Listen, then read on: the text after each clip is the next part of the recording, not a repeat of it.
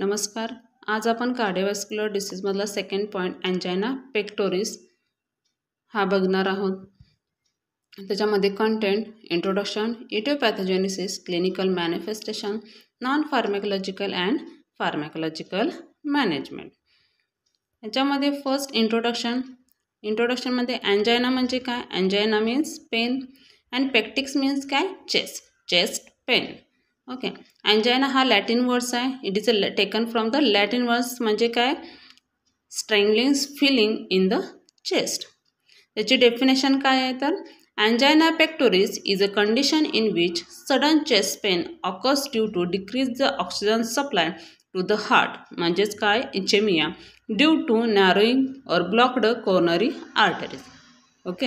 Angina pectoris म्हणजे simply काय तर it is a chest pain, suddenly occurs in chest pen.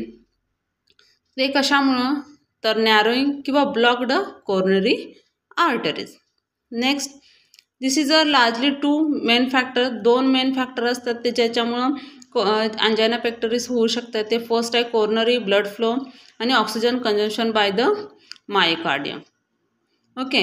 हे oxygen consumption in myocardium, oxygen rich blood supply पुढं गेला नसेल आणि फर्स्ट आहे कोरोनरी ब्लड फ्लो व्यवस्थित होत नसेल तर त्याच्यामुळं काय होत असते तर radiate to the neck, shoulder and बॅकला पेन होऊ शकते. अचानक पेन होऊ शकते हे सिम्पटम्स दाखवू शकतात. ओके. त्याच्यानंतर नेक्स्ट आहे त्याचे टाईप्स. 3 टाईप्स अँजायना पेक्टोरिसचे 3 टाईप आहेत. First stable angina, second unstable angina आणि थर्ड व्हॅरियंट अँजायना और वॅसोप्लास्टिक अँजायना असं सुद्धा म्हटलं जातं. याच्यामध्ये फर्स्ट आहे स्टेबल अँजायना. स्टेबल अँजायना म्हणजे काय तर in generally occurs with physical exercise but can be improve after rest. याच्यामध्ये काय होतं तर फिजिकल एक्झर्ट म्हणजे काय? फिजिकल एक्सरसाइज किंवा फिजिकल वर्क जास्त केल्यामुळं होण्याची शक्यता असते, पण ते रेस्टिंग पोझिशनला गेल्यावर ते काम थांबवल्यानंतर ते आपोआप कमी होऊ शकतं. त्याच्यानंतर सेकंड आहे अनस्टेबल अँजायना. अनस्टेबल अँजायना म्हणजे काय? It is generally occurs in at rest. तुम्ही रेस्टिंग पोझिशनला असल्या तरीसुद्धा ते होण्याची शक्यता असते. आणि त्याच्यामध्ये अनस्टेबल अँजायना काय? It is a dangerous condition असू शकते. डेंजरस कंडिशन असू शकता. त्याच्यानंतर नेक्स्ट आहे ह्याच्यामध्ये नेक्स्ट आहे व्हॅरियंट अँजायना. व्हॅरियंट अँजायना काय आहे तर इट इज अ रेअर म्हणजे त्याचे पॉझिटिव्ह लवकर दाखवत नाही किंवा पॉझिटिव्ह फॅक्टर दिसून येत नाही ती व्हॅरियंट अँजायनामध्ये आणि त्यामुळं तो रेअर असतो. त्याच्यानंतर नेक्स्ट आहे रिस्क फॅक्टर म्हणजे इटिओलॉजी. रिस्क फॅक्टर कुठले आहे? फर्स्ट आहे coronary vessel disorder, second atherosclerosis, third alcohol intake and smoking, next आहे हायपोटेन्शन, ॲओर्टिक स्टेनोसिस आणि नेक्स्ट आहे हायपॉक्सिमिया. ओके. हे झाले रिस्क फॅक्टर. ह्याच्यामध्ये पॉलिसेन्थेमिया पण सुद्धा असू शकते, ॲनेमिया असू शकते. ॲनेमियामुळे सुद्धा कोरोनरी आर्ट डिसीज होऊ शकते किंवा ब्लड डिसऑर्डर कुठला असेल तर त्याच्यामुळं तर होऊ शकते. त्याच्यामुळं सुद्धा होण्याची शक्यता असू शकते. ते झाले इटिओलॉजी किंवा रिस्क फॅक्टर किंवा पॉझिटिव्ह फॅक्टर. नेक्स्ट बघणार आहे आपण पॅथोफिजिओलॉजी. पॅथोफिजिओलॉजी म्हणजे कसं डेव्हलप होते किंवा कशामुळे डेव्हलप होऊ शकते तर blood supply to myocardial may be decreased by the 4 main mechanism. First आहे atherosclerosis, second coronary vasospasm, third embolism आणि last congenital coronary abnormality. First आपण बघणार आहे ॲथेरोस्क्लेरोसिस. ॲथेरोस्क्लेरोसिस काय आहे तर coronary artery disease develop due to deposition of cholesterol in the artery wall which can formation of the heart thick substance called as cholesterol plug. ह्याच्यामध्ये atherosclerosis म्हणजे काय तर कोलेस्ट्रॉल किंवा फॅट डिपॉझिशन होत असते कोरोनरी आर्टरीज किंवा formation होते ह्याच्यामध्ये हार्ट किंवा thick substance formation of the cholesterol किंवा कोलेस्ट्रॉल तिथं साचून राहिलं त्याच्यामुळे सुद्धा अँजायना पेक्टोरिस होऊ शकतं. ह्याच्यानंतर सेकंड आहे कोरोनरी वॅसोप्लाझम. कोरोनरी वॅसोप्लाझम काय आहे तर The wall of the coronary artery are surrounded by the muscles fiber. ते द वॉल ऑफ वॅसिक्युलर म्हणजे काय, त्याच्यामध्ये काय होत असते तर muscle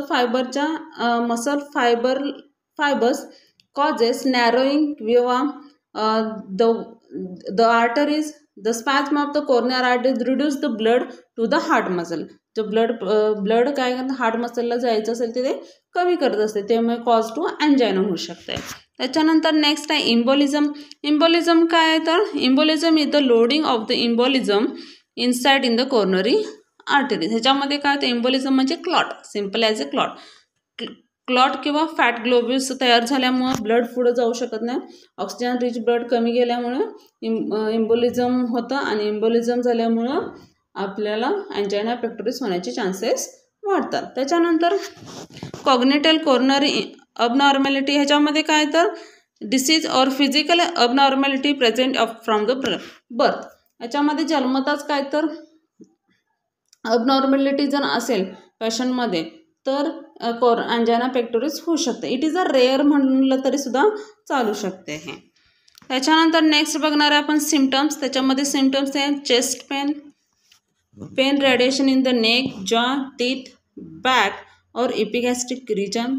next breathlessness, next fatigue and tiredness, next reduce cardiac output, next आहे इनडायजेशन, त्याच्यानंतर sweating, nausea and next shortness of breath. हे सगळे सिम्टम्स काय अँजायना पेक्टोरिसमध्ये मेन सिम्टम्स काय असू शकतं तर chest pain, suddenly chest pain किंवा ब्रीथलेसनेस किंवा फटीग टायर्डनेस हे सुद्धा मेन सिम्टम्स असू शकतात. आणि अजून कुठला असेल तर neck, Joy, teeth, back or epigastric region pen होऊ शकते. रॅडिएटेड पेन तो नेक, जॉय, शोल्डरमध्ये पण होण्याची शक्यता असू शकते. त्याच्यानंतर नेक्स्ट आपण बघणार आहे त्याची फार्मॅकोलॉजिकल मॅनेजमेंट. फार्मॅकोलॉजिकल मॅनेजमेंटमध्ये फर्स्ट आहे नायट्रेट्स. नायट्रेट्स काय काम करते तर व्हॅस डायलेटर्स और आर्टरी डायलेटर्स.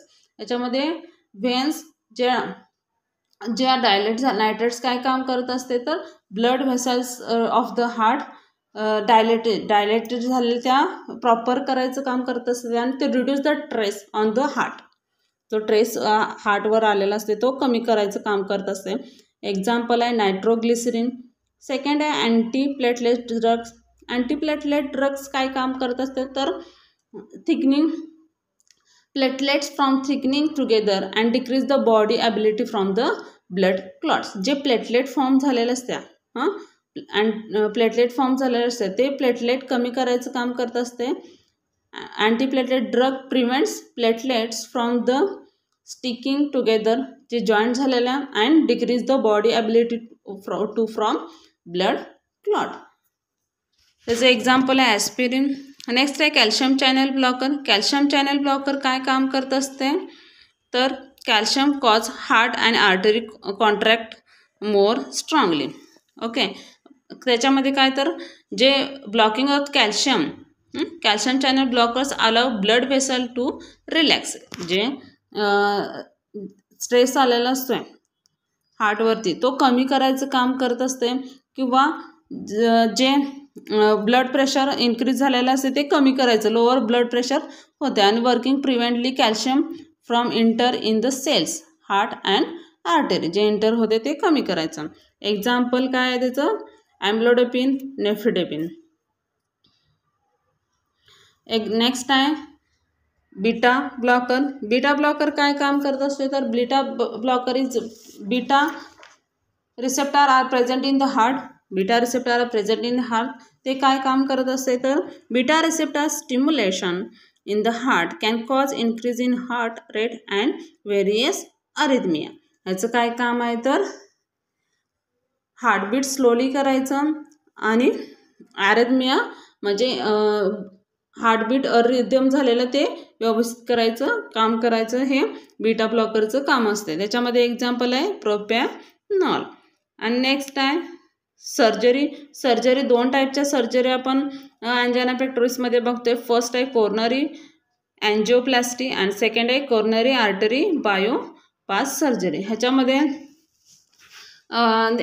फर्स्ट आहे जो coronary angina pectoris it is a procedure use to open clogged heart arteries ते बघू शकते. आणि नेक्स्ट आहे कोरोनरी आर्टरी बायपास. हा काय करत असते तर radiates to blood around the arteries block to the partially block the artery your heart. म्हणजे याच्यामध्ये जे इनिशियली काय करते तर जे ब्लॉकेज झालेलं असते तर ते काय करायचं तर बायपास थ्रू आपण काढू शकतो किंवा करू शकतो, त्याच्यामध्ये सर्जरी करून रिकवर करता येत आहे. नेक्स्ट आहे नॉन फार्मॅकोलॉजिकल मॅनेजमेंट. नॉन फार्मॅकोलॉजिकल मॅनेजमेंटमध्ये आपण त्याला देऊ शकतो फिजिकल ॲक्टिव्हिटी. फिजिकल ॲक्टिव्हिटीमध्ये एक्सरसाइज असू शकते. त्याच्यानंतर वेट रिडक्शन. तो ओबेस पेशंट असेल तरी पण त्याला वेट रिडक्शन करायचं सजेस्ट करू शकते. नेक्स्ट आहे अवॉइड स्मोकिंग. त्याचं स्मोकिंग कमी करायचं आहे कारण की त्याला पॉझिटिव्ह फॅक्टर हा स्मोकिंग असू शकतोय. नेक्स्ट आहे avoid alcohol consumption. Avoid alcohol consumption हे सुद्धा आपण नॉन फार्मॅकोलॉजिकल देऊ शकते. अशा प्रकारे आज आपण बघितले कार्डिओव्हास्क्युलर डिसीजमधला second point angina pectoris. Okay.